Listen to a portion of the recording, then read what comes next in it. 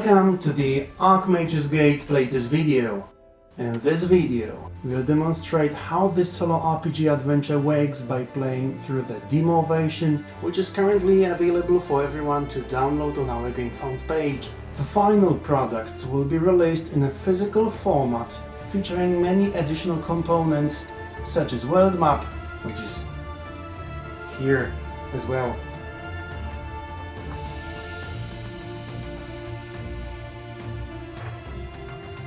Custom dice, look at those. An adventurer's guide, pencils, spell cards. Those spell cards contain an independent game which is called 4 Grimoires, but this is a separate thing, so cards are usable for the Archmage's Gate game, and as well a tiny card game called 4 Grimoires. And a dice tray.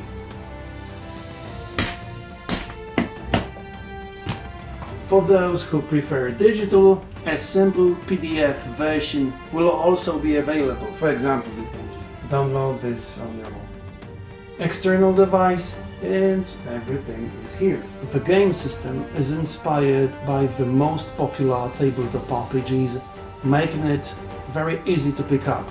If you are already familiar with 5th edition standards, we've designed the rules to be intuitive and beginner friendly. The core philosophy of Archmage's Gate is simple. You need nothing but this gamebook to start your adventure and have fun. Yes, this gamebook.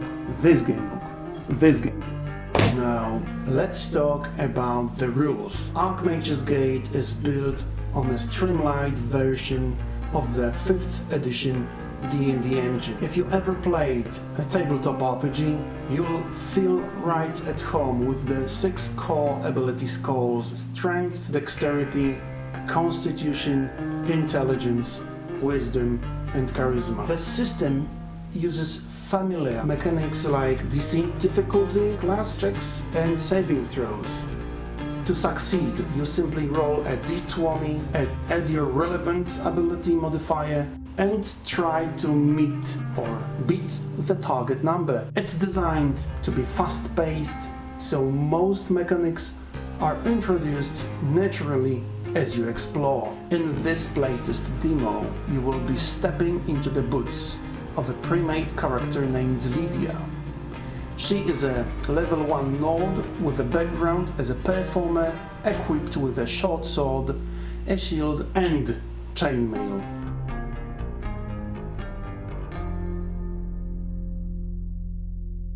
Our adventure takes place in a region called Zborov Burial Grounds. It's Hex H5 on the world map, which is gonna be, of course, shown in a full version of the game. This location isn't just for the demo, it will be placed with the full version of the game. It's here. Can we start playing? Here you go.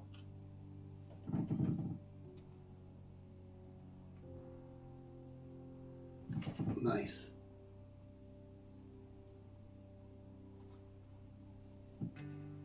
So we've got the first chapter. You discover the Zborov Burial Grounds. You gain 200 XP, mark section number 30 on a hex number H5, then go to the map. In the full game, we should do it, but currently I'm just going to note the 200 XP in my character sheet. Right. And then we're going to the paragraph 30. Zborov Burial Grounds. The map will be displayed.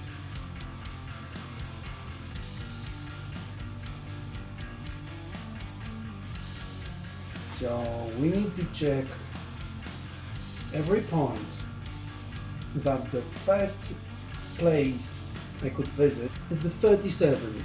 Okay, so we're going to the 37. You see an ancient elven ark. Its surface completely covered in the signs. How do you even read it? Well, some exotic signs I do not understand. But I see that I can do nothing with it. I've got only one option, to leave. So I'm coming back to the starting paragraph 30. So I'm choosing then 31. You see an old hut, overgrown with vines and heavy with the stench of death. In front of it stands a barrel and a cauldron filled with a steaming herb-scented liquid. Okay. There are a few options, but let me try the most funny one. Taste the liquid in the cauldron, 38. Okay, I need to fulfill my curiosity. The mixture tastes terrible. Make a constitution saving throw. On a fail, you take 1d4 poison damage. Or poison damage. Okay, so we're going to throw. How is it gonna be? How do you think? Oh, well, the dice just jumped from the tray. It's not my fault, but it is. So definitely I have opposed the poison. Okay, we're coming back to the paragraph 30.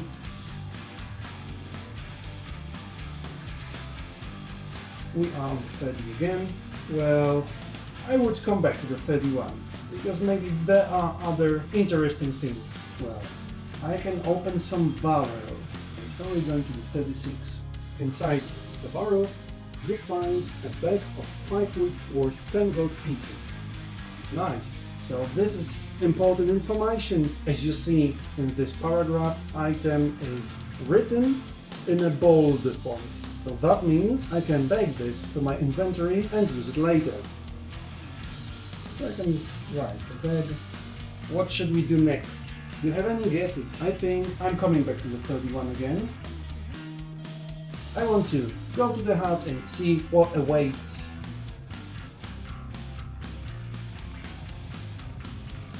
As you enter the hut, your eyes meet the blank white gaze of an old elven woman. They call me Dame Arel. Sit, I've been expecting you. Death looms over Saros.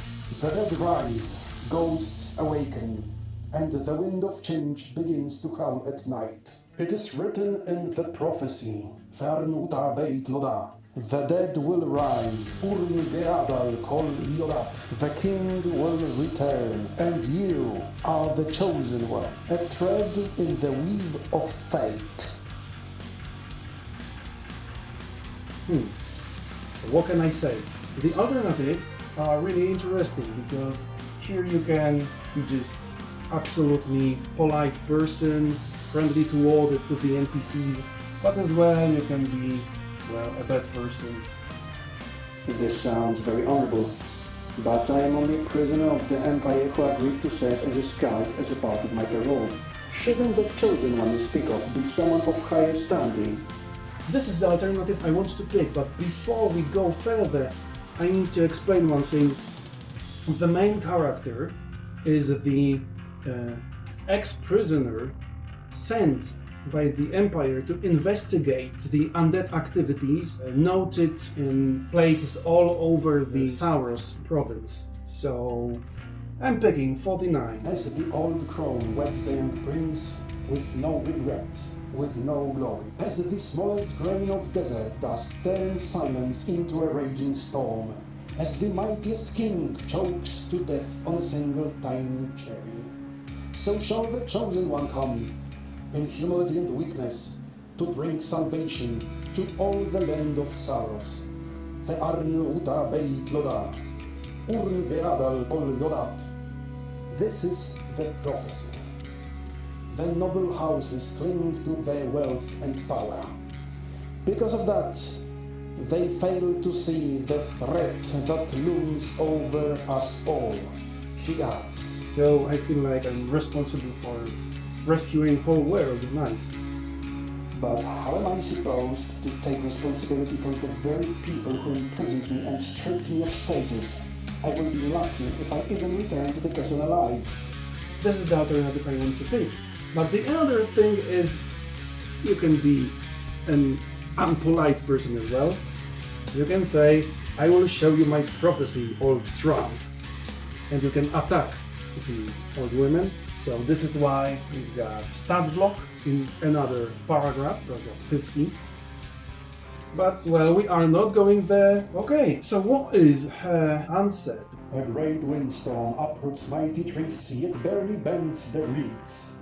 Your weakness makes you far stronger than you believe.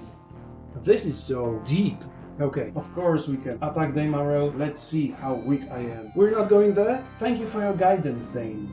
Because we are coming back to 31. The old women enlightened us about becoming chosen one, like in Fallout 2. Do you see the similarity? I see it as well. I like it. So, we are leaving the hut, and then we can go to the 32, I think. You stand before a cave entrance.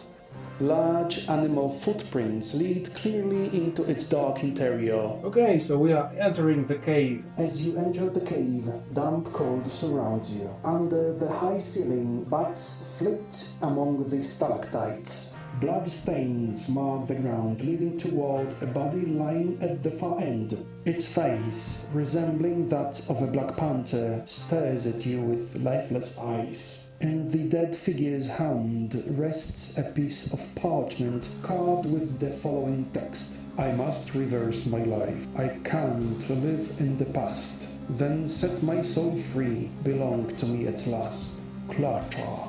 You also find a mace and a cracked shield among the corpse's belongings. Note the code word, dead cut, on your character sheet. Okay, this is really important, as you see, because we are getting a new item, mace. We can take this piece of parchment with some text. I'm not interested in that, so I'm not noting it. You also find a mace. I'm taking this mace. You know what? And because I've got short sword, maybe I will change it into a mace. Mace. And of course, code word, dead cut. Okay, we can step further, so I'm leaving the cave, coming back to the 30. Where to go now? Do you have any special preferences? Oh, I'll pick it for you. What is 34? Let's try it.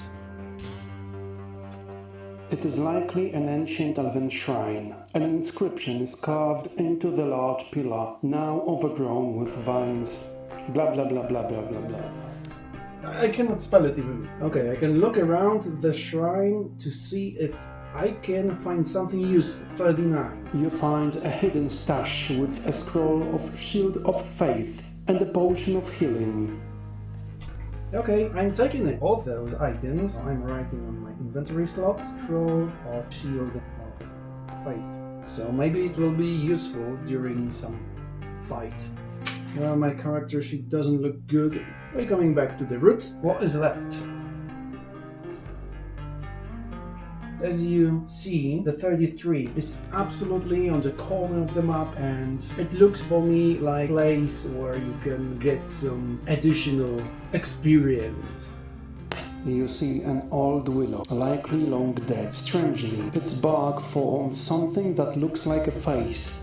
Stranger still, you are almost certain it moved just a moment ago. Come closer. Number 40.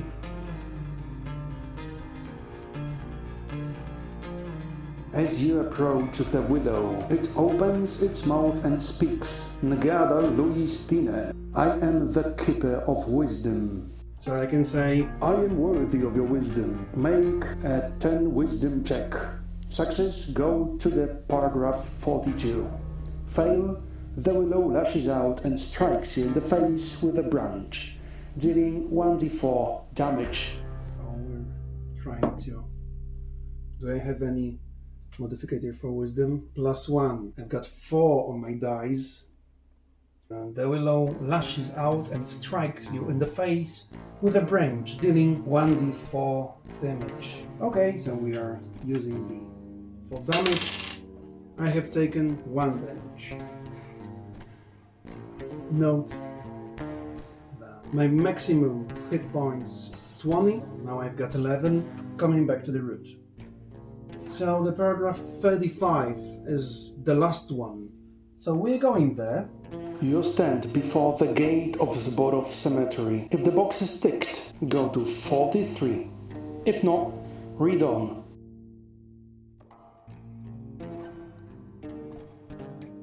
Stay alert and slip quietly into the cemetery. Make a 15 dexterity check. Success, tick the box above, then go to 43. Fail, 44. 43. You spot 2 skeletons armed with short swords, marching between the graves. Unaware of your presence, you have the opportunity to surprise them with an attack. Okay. This is what I'm doing. Your fight with 2 skeletons begins. We're going to resolve a combat. We're going to the stat block, which is on the another page. I am the person that starts the fight using my mace, because I have changed short sword to mace, which was quite a good decision because the skeleton, as you see, is vulnerable to bludgeoning damage, takes double damage from my mace, so it was a good decision. So what I have thrown, 7 on my dice. I need to add the modifier from my strength, which is +1, and AC of the skeleton is 13.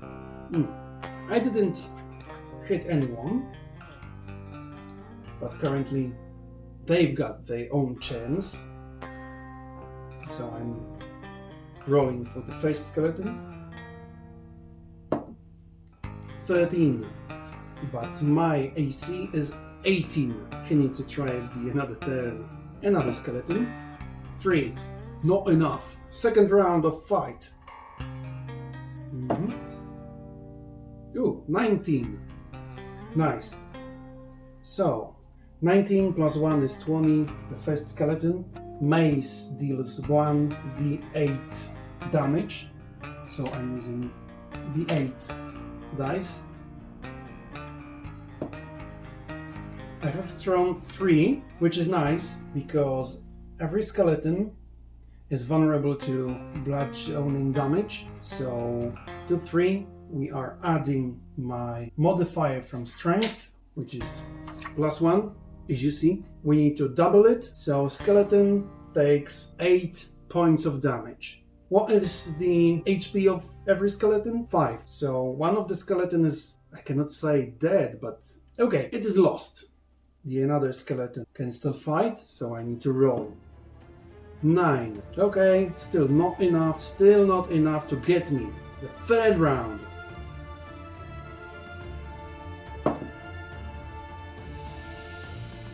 Three. So I didn't hit. Absolutely. I need to reach 13, so time for the skeleton. He rolled 17, but he doesn't have any additional modifier. Still, I didn't take any damage. Fourth round. My turn. I have rolled 16, so I can roll for the damage. 7. Okay. If I've got 7 plus 1, it is 8. We need to double it, so we've got 16 points of damage for this poor skeleton. Both of the skeletons are dead, or were dead before, but now they're truly dead. So I'm going to the 46. Near the skeleton bones, you find 2 rusty short swords and an ominous talisman with an eye. So I think that this ominous talisman with an eye is vital for our quest. After the fight with skeletons, I gain 100 XP. When you defeat a monster, you gain experience points equal to the amount listed in its stat block.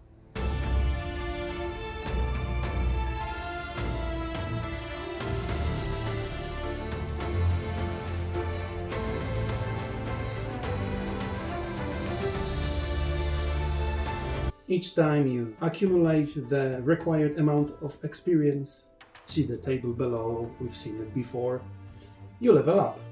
When you do, roll 1d10 and increase your maximum hit points by the result. In addition, you permanently increase 3 of your ability scores by +1 each. No ability score can ever be raised above 10 plus 10. D10 to increase my hit points. I have rolled 6.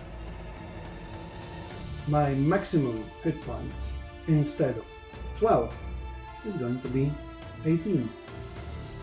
Okay, so I can choose the modifier. So I think that I should, with +1 to strength, I can focus at my wisdom as well, and I think that constitution.